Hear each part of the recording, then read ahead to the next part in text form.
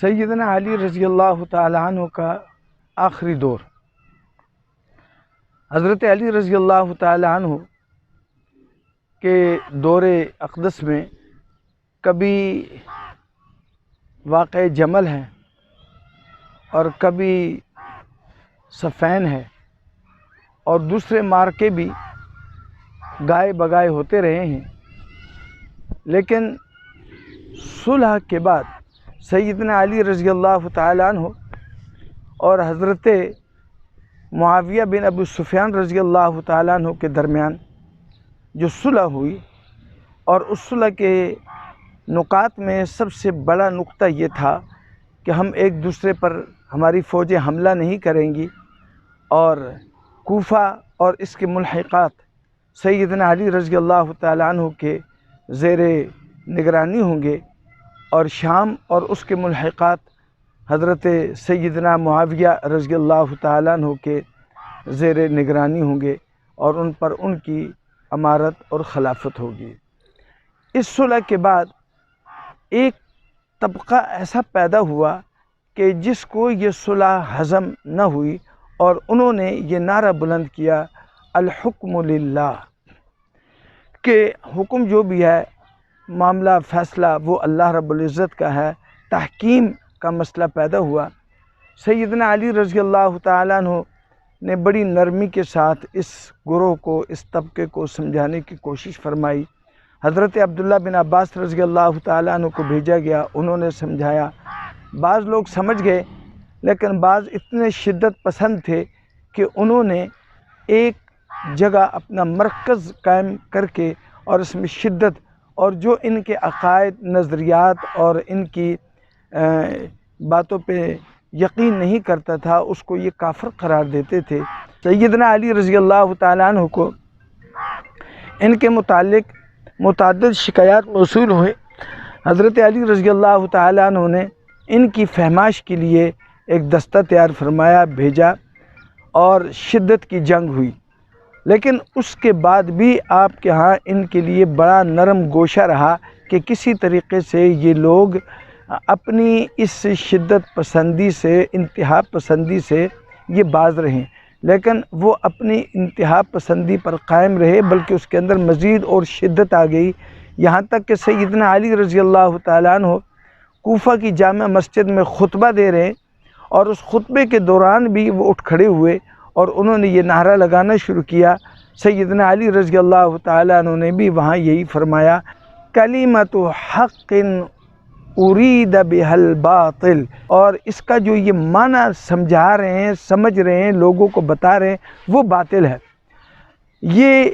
طبقہ اپنی شدت پسندی میں اتنا آگے چلا گیا کہ پھر اس کا اس اپنے عقائد اور نظریات سے لوٹنا ایک مایوسی والی بات ہو گئی۔ تو آخر میں اس طبقے کے ساتھ سیدنا علی رضی اللہ تعالیٰ عنہ نے قتال فرمایا، اور اس قتال کو جنگ نہروان کے نام سے مقام ہے وہ، اس پر یہ ہوا، اور یہ لوگ اپنا نام، یا امت نے ان کو جو نام دیا، وہ خوارج۔ یہ اہل سنت والجماعت صحابہ اکرام کی جماعت سے خارج ہو گئے، ان کے نظریات، ان کے ساری چیزیں الگ ہو گئیں، لہٰذا ان کو خوارج کے نام سے یاد کیا جاتا ہے۔ تو یہ خوارج کا طبقہ تھا جو جنگ نہروان کے بعد یہ بجائے ختم ہونے کے، ان کے دلوں کے اندر بے انتہا حضرت سیدنا علی رضی اللہ تعالیٰ عنہ کے متعلق نفرت، حسد، بغض، انتقام ان کے دلوں میں بھر گیا تھا۔ یہاں تک انتقام بھرا کہ ان کے قبیلہ مراد اور دیگر قبائل کے لوگ، انہوں نے یہ طے کیا کہ 3 اشخاص کو ہم نے قتل کرنا ہے۔ پہلے سیدنا علی رضی اللہ تعالیٰ عنہ، سیدنا معاویہ بن ابی سفیان رضی اللہ تعالیٰ عنہ، اور سیدنا عمرو بن عاص رضی اللہ تعالیٰ عنہ۔ چنانچہ ان کے 3 سرکردہ افراد جمع ہوئے، اور انہوں نے جنگ نہروان میں اپنے مقتولین کو یاد کیا، اور پھر یہ وہاں گرہ آزاری کی، اور پھر اس کے بعد انہوں نے یہ بات طے کی کہ ہم نے جب تک یہ 3 اشخاص کو قتل نہ کیا تب تک امن قائم نہیں ہوگا۔ اور اس میں سب سے پہلے انہوں نے کہا کہ کہ سیدنا علی رضی اللہ تعالیٰ عنہ کے متعلق، اور دوسرے نمبر پر سیدنا معاویہ بن ابی سفیان، اور تیسرے نمبر پر حضرت عمرو بن عاص۔ عبد الرحمن بن ملجم نے کہا کہ میں کوفہ میں سیدنا علی رضی اللہ تعالیٰ عنہ کو میں نے قتل کرنا ہے، یہ میری ذمہ داری ہے، میں نے اپنی جان قربان کرنی ہے اور میں نے نہیں چھوڑنا۔ اس پر پھر برق بن عبداللہ نے کہا کہ اگر آپ نے یہ قسم کھا لی اپنی جان کی قربانی کی، اسی طریقے سے میں بھی قسم کھاتا ہوں کہ میں نے شام میں معاویہ بن ابی سفیان کو قتل کرنا ہے۔ اور تیسرے نمبر پر عامر بن بکر، اس نے یہ کہا کہ میں جا کر مصر میں عمرو بن عاص رضی اللہ تعالیٰ عنہ کو میں نے قتل کرنا ہے۔ یہ تینوں نے قسمیں کھائیں اور اپنی جان کی قربان کرنے کے لیے وہاں ایک دوسرے پر انہوں نے عہد و پیمان کیا، اور اس کے بعد انہوں نے تاریخ مقرر کی کہ ایک ہی وقت کے اندر تینوں پر حملہ کرنا ہے۔ وہ تاریخ مقرر ہوئی رمضان المبارک، 17 رمضان المبارک، اور یہ 40 ہجری ہے۔ 17 رمضان المبارک 40 ہجری کا یہ وقت مقرر ہوا، اور وقت صبح کی نماز کا وقت بھی طے کر لیا گیا، اور ہر ایک اپنے ٹارگٹ کی طرف نکل گئے، اور 17 رمضان سے پہلے یہ وہاں پہنچ گئے۔ ہر ایک نے اپنے اپنے ٹارگٹ کی رکی کی اور پہرا دیا اور ان کے ٹائم کو نوٹ کیا،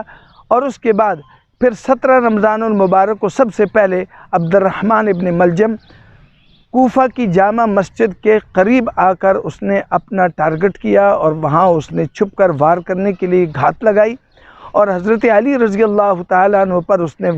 گھات لگا کر وار کیا۔ سیدنا علی رضی اللہ تعالیٰ عنہ شدید زخمی ہو گئے، اور ان کو اٹھا کر لے جایا گیا، اور عبد الرحمن ابن ملجم کو پکڑ کر اس کو گرفتار کر لیا گیا۔ دوسرے نمبر پر ادھر شام کے اندر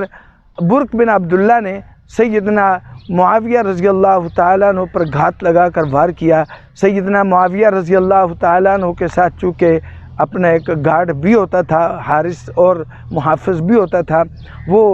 اس کے وار سے بچ گئے، اور ان کو ایک زخم آیا ان کے ران یا پیٹھ پر، اور وہ الحمدللہ بچ گئے، اس کو بھی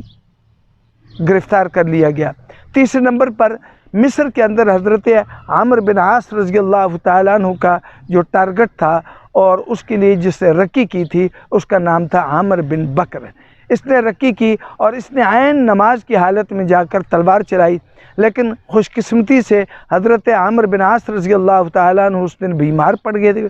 اور آپ کی بیماری کی وجہ سے آپ امامت نہ کرا سکے، اور آپ کی جگہ حذیفہ رضی اللہ تعالیٰ عنہ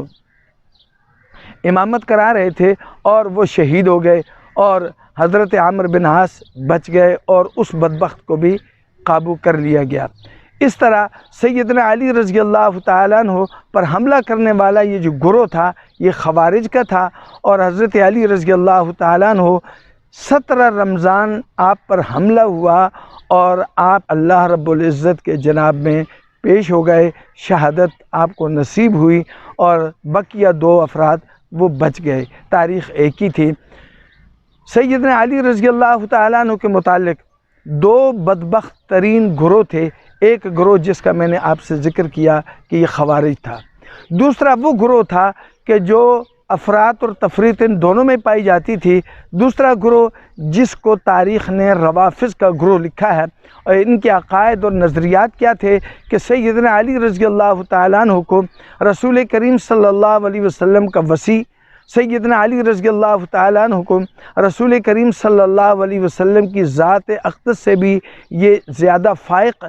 سمجھتے تھے، اور خدائی صفات سیدنا علی رضی اللہ تعالیٰ عنہ کے اندر مانتے تھے، مشکل کشا، حاجت روا اور امامت کے لائق، اور آپ کی امامت کو منصوص من اللہ یہ گردانتے تھے، اور اسی کی وہ دعوت دیتے تھے، یہاں تک کہ وہ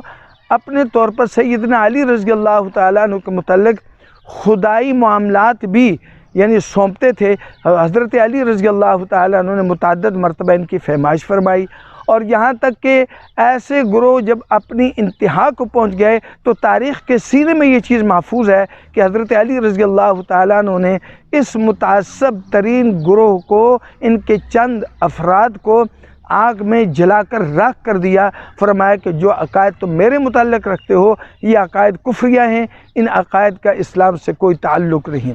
یہ افراط و تفریط کے دو گروپ آج بھی کسی نہ کسی شکل میں موجود ہیں۔